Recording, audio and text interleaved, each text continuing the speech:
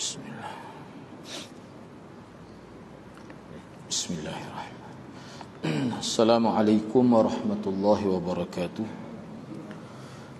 Alhamdulillahi rabbil alamin. Wassalatu wassalamu ala ashrafil anbiya'i wal mursalin. Nahmaduhu wa nasta'inuhu wa nastaghfiruh. Wa na'udzu billahi min shururi anfusina wa min sayyiati a'malina. من يهده الله فلا مضل له ومن يضلل فلا هادي له رب اشرح لي صدري ويسر لي أمري واحلل عقدة من لساني يفقه قولي أما بعد. Alhamdulillah, bersyukur kepada Allah Subhanahu wa taala kerana dengan izinnya dapat kita bersama pada malam ini. InsyaAllah pada malam ini saya akan sambung perbincangan pada muka surat 73, Al-Mujibus Sabi', Mulazamatut Taubah wal Istighfar. Prinsip keselamatan yang ketujuh, iaitu mulazamah. Mulazamah sini maknanya istiqamah, konsisten melakukan taubat dan istighfar. Jadi hal ini sebenarnya kita bincang dah sebelum ini, cuma sambungan muka surat 73 tu.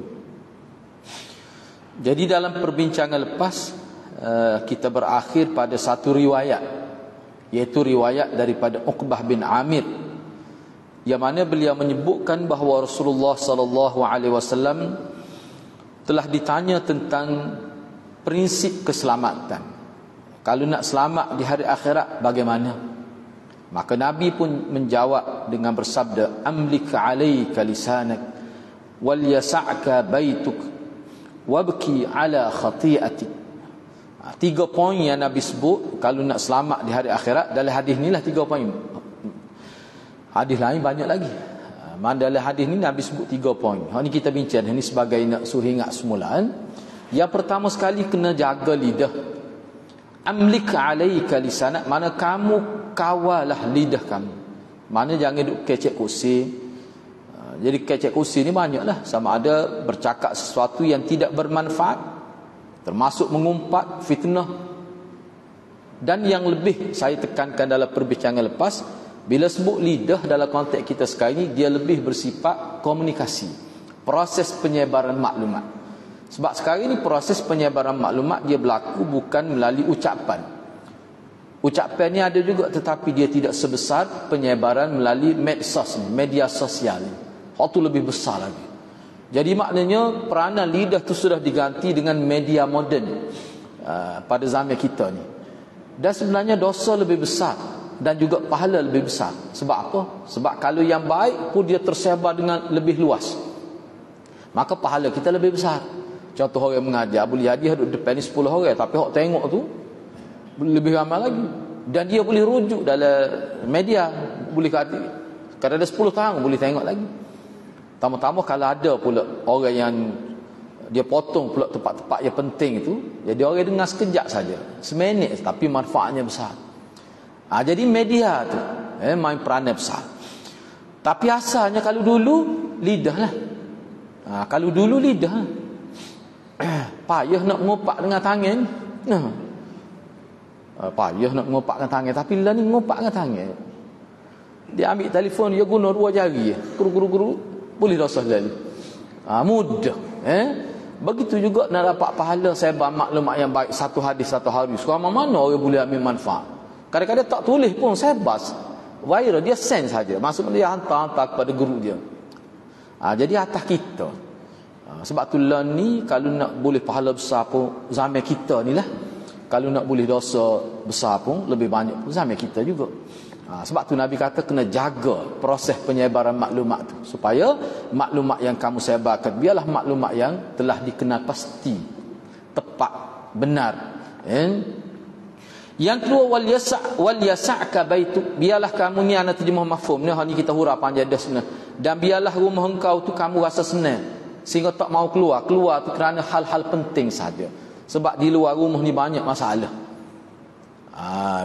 Itu yang dimaksudkan di sini. Maknanya kalau kamu tidak keluar, dah ni pun saya sebut, kadang-kadang duduk di rumah dosa lebih besar lagi.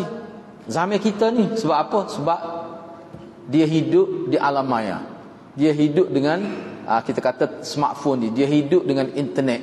Jadi kadang-kadang kalau tubik rumah tu tak caw ke internet tu, lebih banyak lagi pahala. Duduk di rumah lebih banyak lagi dosa. Kadang-kadang. Jadi apa yang dulu pernah Nabi sebut, tak usah banyak keluarlah, biarlah kamu rasa duduk di rumah kamu rasa lebih senang. Sesuai dengan zaman tu. Tapi lah ni tak. Kena tubik lah, jangan duduk dalam rumah tu. Nah, apa? Sebab kalau duduk dalam rumah hidup main telefon tu tak ada pedas sikit abu. Nah. Yang keempat, wabki ala khati'atik, dan hendaklah engkau menangis mengenangkan dosa-dosa yang engkau lakukan. Menangis ni dosa, ingat dosa biar jerit. Mana kena latih diri takut kepada dosa. Baik. Jadi hadis ni telah kita bincang sebahagiannya, cuma pada malam ni sebagai sambungan cuba tengok faquluhu. Ni ana ambil araan muka surat 73. Ana terjemah secara spontan lah. Lebih mudah lagi. Faquluhu sallallahu alaihi wasallam, dalam hadis tadi Nabi ada sebut, kita terjemah begitu lebih sedap lagi. Dalam hadis tadi Nabi ada sebut hak akhir sekali, hak sesuai dengan tajuk yang kita bincang ni, apa dia? Sentiasa bertaubat dan beristighfar. Dalam kata-kata akhir Nabi dalam hadis riwayat daripada Uqbah ni, Nabi kata wabki ala khati'atik, dan tangisilah oleh engkau terhadap dosa-dosa engkau. Sebenarnya kata-kata Nabi ni isyaratun lit-taubah wal istighfar. Kata-kata Nabi merupakan satu isyarat lit-taubah, untuk bertaubat, wal istighfar, dan untuk mohon keampunan dari sisi Allah. Wal murad bil khati'ah, dan yang dimaksudkan dengan khati'ah ni asal dia dalam bahasa Arab kalau terjemah makna satu dosa. Dan khati'ah ni biasanya maksud dosa kecil. Maksudnya dosa kecil, asal makna dianya. Tetapi setengah-setengah tempat dia pakai secara umum dosa kecil, dosa besar termasuk belaka. Supaya sini dalam hadis ni jami'ul khataya, khati'ah tu kata mufrad, khataya tu kata jamak dia. Khataya makna dosa-dosa. Wadzunub, dzunub tu hak dzunub telah biasanya digunakan sebagai dosa besar. Tapi dalam hadis ni khati'ah dipakai dengan makna khataya dan juga dengan makna dzunub. Khati'ah dalam hadis ni dipakai dengan makna dosa kecil dan dosa besar. Cuma dia sebut sini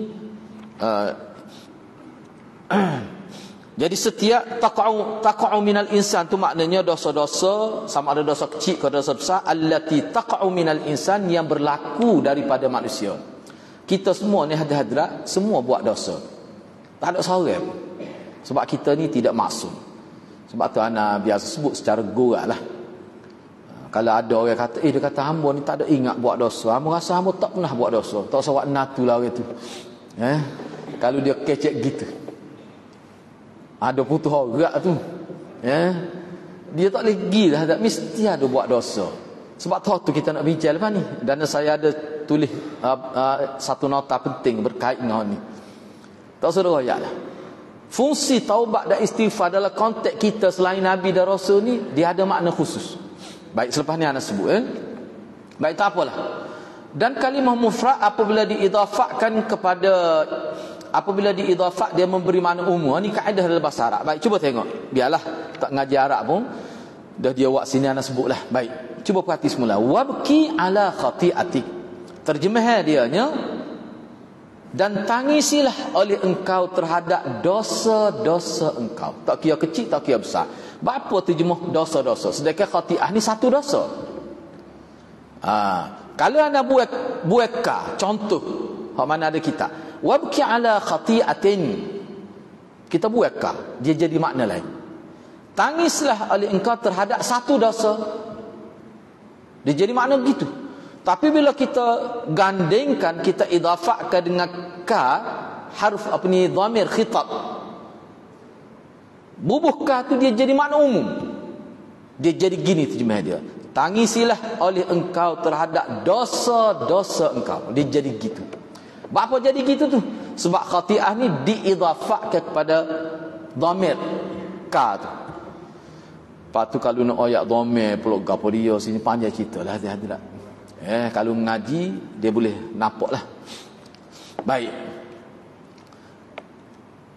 Wa fi hadza, dalam kata-kata Nabi ni, hadza tu musyaru ilaih, kembali kepada qauluhu sallallahu alaihi wasallam. Kalau ngaji bahasa Arab, musyarun tu dia kena ada, hadza tu kena ada musyarun ilaih. Ini tu apa maksud? Qauluhu sallallahu alaihi wasallam. Jadi kata-kata Nabi tu memberi isyarat. Hak Nabi nak ayat sebenarnya selain daripada lafaz zahir, hak Nabi nak ayatnya apa dia? Annal abda fi maqamil istighfar wa taubah alaihi an yastahdira kathrata dhunubih wa khatayah. Annal abda, bahawasanya seseorang hamba kita ni lah, fi maqamil istighfar wa taubah, ketika dia melakukan istighfar dan taubat, alaihi, wajib atas dia. Ala tu dengan makna wajib alaih, alaihi dengan makna wajib alaih di segi bahasa Arab. Wajib ke atas dia an yastahdira, dia kena hadir dalam minda dia kasrata dzunubih, dosa-dosa hak banyak-banyak dia buat tu, dosa besar, wa khatayah, dan dosa kecil. Hak tu hak sebenarnya orang panggil taubat yang berkualiti. Bila kita bertaubat tu, biar kita ingat dosa kita. Sebab kalau orang tu ingat dosa dia, lebih berkesan lagi taubat dan istighfar dia.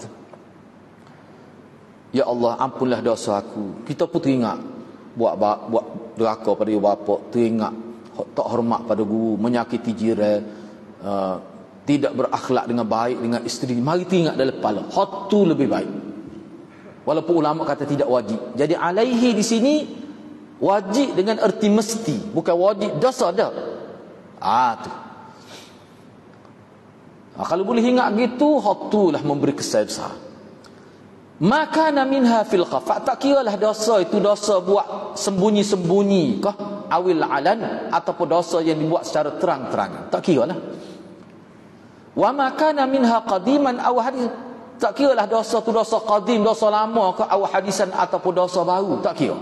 Biar mari dalam kepala. Hak tu dia memberi kesan besar lagi dalam taubat kita. Teringat Allah dulu, sedih. Kadang-kadang kalau teringat dosa boleh menangis. Hati yang sudah jadi baik, hati yang soleh ni, dia ingat pada dosa tu, kadang-kadang tak minta lagi isteri, ingat dosa pun jerit dah. Tu kesan, dia ada kesan, ingat pada dosa ni, dia ada kesan. Hak bahayanya tak ingat buat dosa, rasa sebab tak berdosa. Ni bermasalah. Jadi kena ingat. Wa ayyastaghfirullah, dan hendaklah dia minta keampunan kepada Allah, hendaklah dia minta istighfar dari sisi Allah, dan dia bertaubat daripada dosa-dosanya jami'an, semua sekali.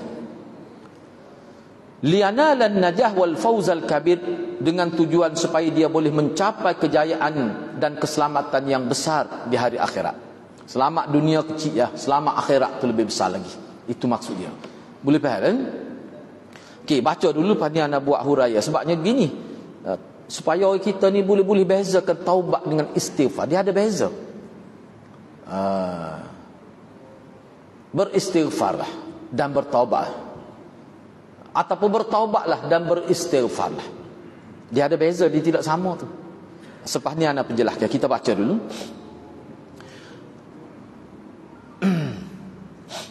Apa yang ulama kata gitu sebasanya? Bila kita nak bertaubat, kita nak minta keampunan, hak semolek-moleknya, kita biar mari dalam kepala dosa-dosa kita buat. Kita istihdar, kita hadirkan, kita khayalkan dalam minda kita dosa-dosa kita buat. Curi selipar orang mari masjid. Ada setengah orang tu anak rasa dia tak aja beli selipar, dia beli sekali je. Lepas tu duduk tukar di masjid. Ada semua. Kita pun kerak kali dah. Kadang-kadang mari make selipar baru. Jadi wak mari masjid ni hak buruk sekali. Cadar-cadar orang curi pun tak gamak nak curi. Tak wakah baru semua lah kita ni. Pergi kurusuh jauh, kurusuhnya timbuk selipar nak wak lagu mana? Mana kalau ada kita buat kesalahan apa, biar mari dalam kepala, insya-Allah dia mengkualitikan taubat dan istighfar kita. Bapa gitu, bapa ulama kata gitu. Dalilnya cuba tengok ni. Walihada, kalau terjemah ke Kelantan mudah ke? Kenapa ulama kita memberi pandangan begitu? Kerana ia berlandaskan, ia berpandukan min du'ain nabi fi sujudih, min du'ain nabi sallallahu alaihi wasallam fi sujud, kerana melihat kepada doa nabi ketika sujud. Nabi ni ketika sujud ni antara doa nabi baca ketika sujud. Apa dia? Allahumma ighfir li dhanbi kullah diqqahu wa jillah. wa awwalahu wa akhirah wa alaniyatahu wa sirrah. Ini doa Nabi ketika sujud. Ni cuba tengok dalam riwayat Muslim. Hadis ni sahih, dalam Muslim ada sebut. Ketika sujud. Enggak kita sujud ni dalam sembahyang berapa kali? Serakaat, 2 kali sujud. Tak semesti sujud akhir saja. Sebab ni ringkas ni, panjang ulama tak benar kalau jadi imam lah. Kalau jadi makmum pun siapa tinggal imam, makmum pun tak boleh, kena ingat, jangan silap faham. Kita jadi makmum, siapa kita nak berdoa dalam sujud, siapa tinggal imam tinggal kita serukun 2 rukun. Tak boleh gitu. Itu bercanggah dengan orang panggil mengikut imam. Tak boleh. Tapi hak ni ringkas dah lah. Apa dia maksudnya? Allahumma ya Allah ya Tuhanku, ighfir li dhanbi kullah. Ya Allah, ampunilah untukku semua dosaku. Diqqah wa jillah, hak kecil, hak besar semua. Wa awwalahu wa akhirah, hak dulu dah, hak kemudian, hak lani, dulu, kini dan selamanya lah maksudnya. Wa alaniyah, hak senyap-senyap, hak sembunyi. Wa sirrah, dan juga hak hak nyata. Alaniyah tu hak nyata, dan hak tersembunyi, hak rahsia. Maknanya Nabi sebut ni doa hak Nabi minta supaya Allah ampun ni semua sekali. Bukan sekadar semua sekali sebut nah. Hak halus, hak kecil, dosa besar, hak dulu, hak lani, hak akan datang, hak terang-terangan dan hak sembunyi, biar hapus semua. Jadi maknanya bila kita sebut gitu, semolek-molek kena hadir dalam kepala. Ulama faham gitu. Tapi kalau tak boleh pun tak apa, dia tidak wajib. Cuma satu perkara dia kena tip molek sini. Kenapa doa ni, kenapa istighfar dan doa ni sebenarnya taubat ni dia tidak timbul isu lama ke dia. Asalnya sebab istighfar dan doa ni dia sejurus selepas buat dosa, dia kena bertaubat selalu sebenarnya. Bahkan mengikut ulama, seseorang yang buat dosa dia tangguh ke taubat, penangguhan itu berdosa. Tak ada khilaf ni setakat anda tengok ni. Dia tengok dalam kitab lah. Bila seorang tu buat dosa, dia pun sedar, salah tadi buat. Tak apalah, kita bertaubat nanti bulan Ramadan. No, misalnya nak nanti salam 1 Syawal ke, kosong-kosong dia tu.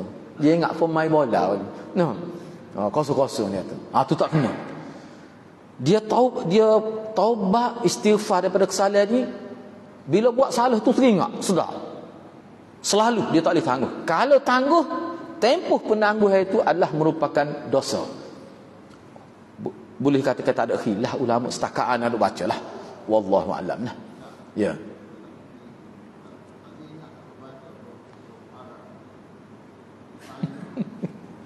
Nak baca ke Arab nama talah lain. Dia gini, niat dalam hati tak apa. Sebab tu ana sentiasa sebut bila mengajar tentang doa Nabi ni, nak apa kita ustaz royak pun tak ingat semua suruh royak lah. Nak main 2 jilid dah nak. Patutlah ke mana nak buat? Sebab tu ana mengambil faham daripada pandangan ulama, doa Nabi ni orang Arab pun tak apa sah ke kita orang ajam. Orang tidak Arab. Jadi kita ambil idea cara berdoa tu. Kita pehogi ni doa. Mana kalau nak doa dalam bab taubat ni antara Nabi ajar, doa habis. Enggak kok Melayu. Tu kata ke, tak apa letak dulu dia, tak apa. Tak perlu ikut susunan ni. Yang pastinya idea tu. Poin-poin dia tu kita tahu lagu ni cara Nabi doa. Tak apa tu. Tu saya tahu. Tidak berlafaz dalam hati ni ya, saya tahu dah. Mudah ya tidak. Sebab itulah setengah-setengah ulama kata jangan kita bebani orang ramai menghafal doa sekiranya hafal itu berat untuk dia, kecuali orang jenis ingat tak kuat. Ada setengah orang tu ada. Orang saya juga mati dah dia ni. Ayah saya cerita, dia ni ingat tak kuat. Tapi dia ngaji tak jadi, mungkin dia ada perangai, tapi ingat tak kuat. Anak dia, cucu dia ingat belaka IC. Kadang-kadang anda tengok IC kita lagu mana dia ayat. Dia ayat begini. So ya, dia ingat belaka. Memang ingat tak kuat lah, kenal. Tapi dia tidak mengaji. Sebab tu ulama kata ingat tak kuat dengan cerdik beza. Ulama kita sebut ingat tak kuat dengan cerdik dia tidak sama. Setengah orang ingat tak kuat tapi cerdik. Tapi setengah orang ingat tak kuat tapi bodoh. Bodoh tu punya kasar lah sikit dah. Ingat kuat tapi tak cerdik dia. Kalau bahasa Tok Guru dia panggil otak tak beri. Cerdik tapi tak beri otak. Tu bahasa Kelantan. Itu beza, dia tak sama. Sebab tu kelebihan manusia ni tidak sama. Baik. Tak apalah tu. Jadi kalau tak ingat, kita ambil dia punya idea Nabi ni, kita guna bahasa kita sendiri dan niat dalam hati. Jadi kalau kod Melayu jangan disebutlah nya batas maya. Dalam hati saja. Masa sujud juga selepas kita kata subhana rabbiyal ala juga kita puasa. Sekejaplah. Sekejap ya. Baik. Ini alasan yang disebut kenapa ulama kita sebut molek kita hadirkan dosa yang kita buat tu masa kita bertaubat dan istighfar. Baik. Sebenarnya hak ni ana sebut dah sebelum ni. Dia panggil apa ni? Al-afu wal maghfirah. Astaghfirullah tu dia panggil minta maghfirah. Mengikut ulama dia kata maghfirah ni hanya Allah. Bila kita buat salah dengan orang, dalam bahasa hadis dia panggil afu. Kita minta afu. Afu ni keampunan. Minta dia ampun ke kita. Minta dia abai ke kita. Saya maafkan. Kita minta kemaafan. Allah meletakkan syarat. Kalau kamu buat salah dengan manusia, kamu kena minta al-afu. Bukan minta maghfirah. Itu beza tu. Minta maghfirah hanya untuk Allah. Minta maaf daripada manusia dalam bahasa hadis dia panggil al-afu. Afu ni minta maaf. Barulah Allah terima istighfar kita. Istighfar tu minta maghfirah. Jadi minta maghfirah ni ulama sebut, ni ana ambil ni dalam syarah Bukhari. Bukan Bukhari Sahih Bukhari, Al-Adabul Mufrad. Najili syarah hadis kitab tu. Dia sebut mana? Dia kata maghfirah. Dia marilah pandangan ulama dari sudut bahasa Arab begini. Dan istilahnya maghfirah ni maknanya kita minta kepada Allah supaya Allah hapuskan dosa kita. Sebab penghapusan dosa ni Allah saja, Nabi tak ada. Hak kita dengan hak kesalahan kita dengan orang tu minta dia maafkan. Dan kemaafan itulah yang menyebabkan Allah akan hapuskan dosa kita. Selagi manusia tak maaf, Tuhan tak akan beri keampunan kepada kita. Kalau kesalahan kita dengan manusia, Allah buat syarat gitu. Logik ya Hazrat. Awak curi duit orang, lepas tu minta maaf dengan Tuhan. Bayarlah dulu duit orang curi tu. Lepas tu minta maaf, baru minta ampun dengan Allah, baru minta maghfirah. Itu dia panggil susunan dia. Jadi maknanya maghfirah ni mengikut ulama dia ada dua perkara yang terkandung di bawah kalimah maghfirah.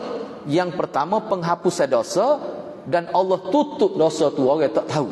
Tutup dosa orang tak tahu ni boleh jadi Allah timbulkan perasaan dalam hati orang tu tak sebut dosa kawan ni. Maknanya kita telah diampunkan oleh Allah. Ataupun orang lupa dosa kita buat, itu maknanya kita sudah mendapat maghfirah. Tu hak molek ni.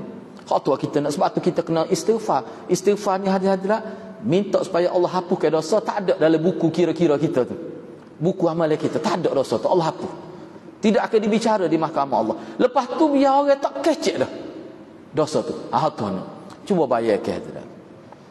Setengah-setengah orang tu 10 tahun, 20 tahun dulu kesalahan dia, orang sebut lagi hari ni. Maknanya keaiban kita tu berpanjangnya. Maghfirah ni dia ada makna, salah satunya biar Allah tutup keaiban. Biar orang lupa. Kalau orang ingat pun jadi tak sikecek. Bagus tu hadirat. Ana kalau sebut benda-benda gini kerana buat contoh ya. Contoh berlaku atas mata ana. Dan ana pun pernah jumpa sebelum dia meninggal dunia. Dia orang ni kaki lobe, jahat, bergedebe ada berlaku dia istilah-istilah tu. Sehingga dia dibuat daerah. Buat mana orang tempat jiten dah 50 tahun dulu, 40 tahun dulu. Teruk sangat dia ni. Siapa orang kapur dia cerita kanan ni tak ada paling jahat lah. Sehingga dia kena buat daerah. Tiba-tiba selepas tu habis tempoh dia balik pakai jubah, pakai serban. Dia kata dia jadi kumpulan tabligh. Dia pergi sampai 100 hari dia keluar. Setahun ada dia keluar. Lepas tu tak tinggal semayang anak dia kata. Ni Dana pun pernah jumpa dengan dia ni. Dengan tingginya kita kelih pun takut. Memang sesuai jahat dia tu dengan watak dia tu. Tapi jadi berubah. Kih bawa tabligh. Dia cerita kerana nak boleh ke dia berubah tu tabligh 3 kali dia amat tabligh. Dia kata kerah pedah apa buat tabligh. Kita amat mari pula dia kata. Akhir sekali dia tanya tabligh, "Mu mari aku ni nak buat apa?" Tahajudlah kita hajat nak suruh hajat pocik pergi semaya. Sebab rumah dia tu dia ada dulu mani orang lama kan dia ada musalla masjid atas bukit tinggi. Ingat ada kau biasa pergi dia tahulah. Nak ajak pergi semaya ya. Ingat kau nak minta pitih. Dia pun teragi. Lepas tu gitu jadi lembut hati tu. Muka dia kaya, dia buat kebun duduk sana tu. Lepas tu berubah pergi semaya, lepas tu dia putera keluar 3 hari. Lepas tu dia berasa sesuai dengan hati dia. Lepas tu berubah tu. Perangai beken tu ada semua tu anak dia kata tak hilang dah dia kata ayah dia ni. Tapi berubah daripada tak semaya jadi semaya. Dia klik kapung. Ni ialah ni anak dengar sendiri. Orang jadi tak sekecek dia kesalahan dia. Orang puji, orang salah dengan dia, orang panggil nama dia pun nama lain. Siapa gitu? Jadi anak duk perhati tengok, boleh jadi dia ni memang dia bertaubat nasuha sungguh. Jadi dia klik ni dengan jahat dia dulu tu orang tak kelih dah. Itu maknanya maghfirah dia dapat. Bahkan keluarga Nabi pun panggil dia makan nasi di rumah. Mungkin dia orang tua. Masa tu dia orang kat 90. Dah mau sana jumpa ni. Lepas tu dia mati. 5 tahun juga tak silap anak lepas tu ni. Anak nak sebutnya, jadi orang tak kecek dah. Siapa tu kita kata dulu ni jahat benar, tapi alhamdulillah. Orang kata gitu. Itu salah satu makna dalam maghfirah. Supaya sahabat Nabi lah. Sahabat Nabi ni setengah-setengah tu jahat kemarin masa zaman jahiliah. Tapi bila masuk Islam, orang tak kelih dah tu. Orang tak dengar. Kalau orang sebut, orang tak cara dah. Bahkan kalau orang sebut kesalahan dia, kita akan kata bola nak sebut waktunya. Orang akan kata gitu. Tu makna satu poin dalam maghfirah. Selain daripada Allah hapuskan dosa, poin yang terkandung dalam maghfirah adalah Allah tutup dosa dia dalam bentuk-bentuk tadi. Sama ada orang lupa tu, ataupun orang ingat tapi orang tak sekecek. Kerana apa? Kerana perubahan baik yang berlaku pada dia. Bahkan kadang-kadang bila orang sebut, orang akan kata pada orang tebal dan sebut, dia berubah nama. Tu hadirat bahagia dunia lagi. Tak akhirat tu dunia dapat bahagia dah. Kalau siapa tahu. Tu maksud. Sebab tu dia gandeng sama. Sebab tu dalam Quran, dalam hadis dia gandeng sama. Taubat dengan istighfar. Dia lain tu. Dari taubat ni pun kita sebut dah sebelum ni. Baik. Cuma sebelum anda baca tu nak sebut ni ada kena tanda lah, kena tulis sebab sini dia tak ayat sini. Baik, ni anda buat nota, nota ringkas note. Taubat dan istighfar tidak menjadikan seseorang itu maksum, tidak. Tak ada seorang pun ulama kata bila kita bertaubat, beristighfar 1000 kali sehari pun dia tidak menjadikan kita maksum. Kita tak akan naik tahap maksum, tak akan naik. Sebab kita ni bukan Nabi dan Rasul. Tetapi bila seseorang itu memperbanyak ketaubat dan istighfar, dia akan dapat 4 perkara. Dia akan dapat 4 perkara. Bila seseorang itu banyak bertaubat dan istighfar, dia akan dapat 4 perkara. Yang pertama, Allah akan hapus dosa dia. Hak tu mula-mula sikit. Kalau taubat, tubu ilallah taubatan nasuha. Yang kedua, akan tertutup keaiban dia. Hak tanilah. Tertutup walaupun dosa dia sampai peringkat zina. Ingat cerita ada tu sahabat kan, Imra'ah Ghamidiyah tu, selepas dihukum rejam dia, disemaya ke jenazah dia, Nabi kata taubat dia boleh menampung seluruh umat, jangan ada sesiapa lagi sebut dia tu penzina. Sudah hilang, dekih dia tak ada. Itu dalam riwayat Bukhari. Itu yang kedua. Yang ketiga, tertutup, tadi tertutup hapus dosa, tertutup keaiban. Dan yang ketiga, dengan sebab taubat dan istighfar tu dosa bertambah, pahala bertambah. Dahlah dosa kau kurang. Aib dia pun jadi tak ingat, orang lupa dah. Lepas tu pahala pula bertambah. Yang keempat, dengan sebab istiqamah taubat dan istighfar, dia sebenarnya akan jadi minima dia buat dosa. Ada buat dosa tapi minima. Boleh katakan dosa besar dia tak buat, tapi dosa tetap ada buat, tapi jadi minima. Jadi dosa terlalu kecil, tak boleh nak banding lah dengan pahala. Besarnya pahala, dosa jadi kecil. Kalau buat salah pun jarang benar. Tu kesan dia. Tak akan jadi maksum, tetapi perbuatan melakukan dosa tu jadi minima. Ni 4 perkara yang ulama sebut dalam kitab. Dengan sebab seseorang itu banyak istighfar dan banyak bertaubat. Anda harus tengok ni keperluan kita belaka dunia akhirat. Allah suka kita dia kalau kita buat salah, orang tahu tapi orang duduk diam. Orang tak senyap. Kalau kita salah buat pun tahu tak kata dulu buat dah buat pula, orang tak kata tak apalah, manusianya ada salah, orang kata gitu. Maknanya banyak benar itu kebaikan kita. Gitulah.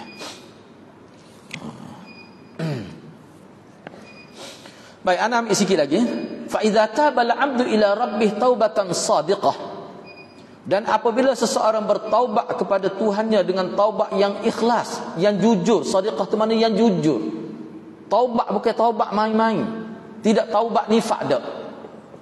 Tapi taubat shadiqah bil iqla' dengan menjauhkan punca kena tulis mana itu bil iqla' anil dzulub jami'ah, dengan menjauhkan punca berbuat dosa semuanya.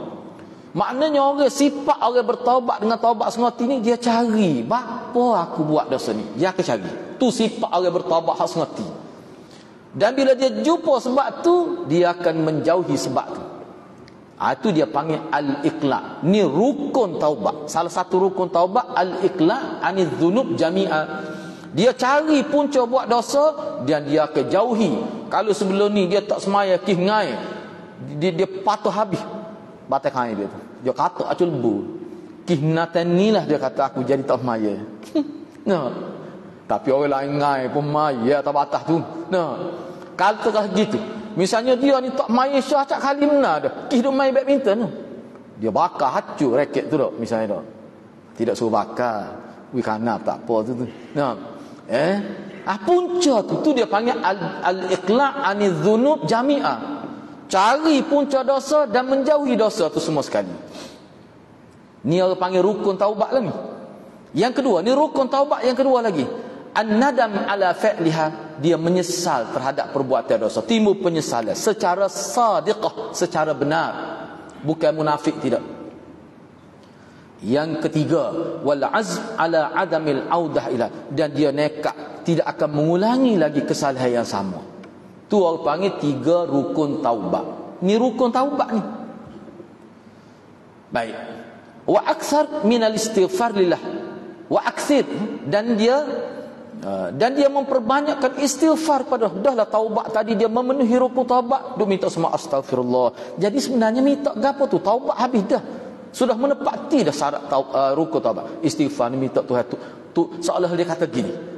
Memperbanyakkan istighfar kepada Allah. Kalau anda nak terima dalam konteks istilah, dia minta, ya Allah tutuplah keaiban saya buat dosa, jangan biar orang tahu. Kalau orang tahu pun jangan biar orang kecek, biar orang lupa. Lepas tu ampunilah, buailah, delete lah dalam buku catatan amalan tu, supaya hari akhirat kelak di mahkamah Allah tak jadi isu di mahkamah. Tu makna istighfar. Fa inna Allah sayunajjih fid dunya wal akhirah. Ana habis ke sedikit. Fa inna Allah, maka sesungguhnya Allah sayunajjihi, akan melepaskannya, akan memberi kejayaan kepadanya fid dunya wal akhirah, dunia dan akhirat. Orang yang lagu ni dalam taubat dan istighfar, istiqamah dan taubat dia, sayunajjihi fid dunya wal, Allah akan selamatkan di dunia akhirat.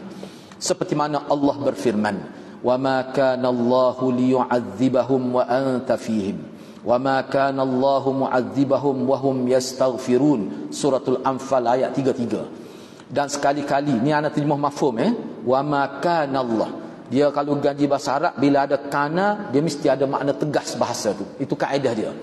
Misalnya kata Allahu latifun khabir, Allah tu maha lembut dan maha mengetahui. Tapi kalau kita kata wa kana Allahu latifan khabira, jadi makna lain. Sememangnya Allah itu, jadi ada makna gitu, adalah Tuhan yang maha halus, yang maha lembut dengan hamba dia, dan maha mendalam pengetahuan. Khabir tu maha tahu. Dia ada, kita kena terjemah memang bila ada kana tu. Tu dari sudut bahasa Arab. Wa ma kana Allah, dan Allah tidak sekali-kali akan mengazabkan mereka dalam keadaan engkau. Dan engkau tu mana nabi umat itu. Dalam keadaan Nabi itu ada Allah. Sebab tu kalau kita tengok sejarah dulu, bila Allah nak musnahkan kaum-kaum dulu, dia hantar mesej wahyu lah, supaya Nabi ni keluar dulu daripada kampung tu, baru dimusnahkan masyarakat yang zalim itu, masyarakat yang melakukan liwat dan sebagainya. Dia suruh Nabi tu dulu, dia tak akan azab dalam keadaan Nabi ada. Hak menariknya selepas tu ayat wa ma kana Allah, dan Allah pasti, Allah memang tidak akan mu'adzibahum, mengazab mereka tu masyarakat, wahum yastaghfirun, kalau dalam keadaan mereka masyarakat tu sentiasa beristighfar. Maknanya peluang Allah bagi kepada masyarakat yang beristighfar ni lebih luas daripada masyarakat yang tidak beristighfar. Maknanya kalau masyarakat itu, maknanya kadar beristighfar masyarakat tu tinggi, mari masjid semua. Tak. Jadi kita tak tahulah orang ramai. Salah satu sebab Allah tidak terus menghukum menurunkan bala dalam skala besar kepada masyarakat kalau jumlah masyarakat itu lebih ramai yang banyak beristighfar. Ni ayat ni. Ni antara ayat yang menjadi dalil pada ulama bahawa kalau dalam masyarakat tu lebih ramai, jumlah lebih ramai yang beristighfar, jumlah lebih ramai yang melakukan amal ma'ruf nahi munkar, Allah tidak akan cepat-cepat turun bala pada umat tu. Mungkin Allah tangguh sampai masyarakat jadi berubah jadi baik. Ni orang panggil hikmah istighfar. Baik. Jadi taubat mereka, ni kesimpulan dia. Maka taubat mereka ni manusia Islam lah. Wastighfaruhum, dan istighfar mereka sababan linajatihim, adalah menjadi sebab untuk mereka berjaya dunia akhirat. Wasarfil azabin anhum, dan menjadi sebab Allah alihkan azab itu daripada mereka. Allah arahkan ke lain azab itu. Jadi tak kena azab itu sebab dia. Sebab itulah hadirat, kalau kita nak masyarakat kita selamat, pokok kita nak ada ni, kita kena bermula dengan kita. Kalau sebelum ni kita tak banyak istighfar dan taubat, kita perbanyakkanlah. Kita selamat dan masyarakat kita selamat. Begitulah hadirat. Dan insya-Allah untuk minggu hadapannya kita bincang pula. Tak habis lagi, kita habis muka surat 77 minggu depan lah insya-Allah. Kita berhenti setakat tu dulu.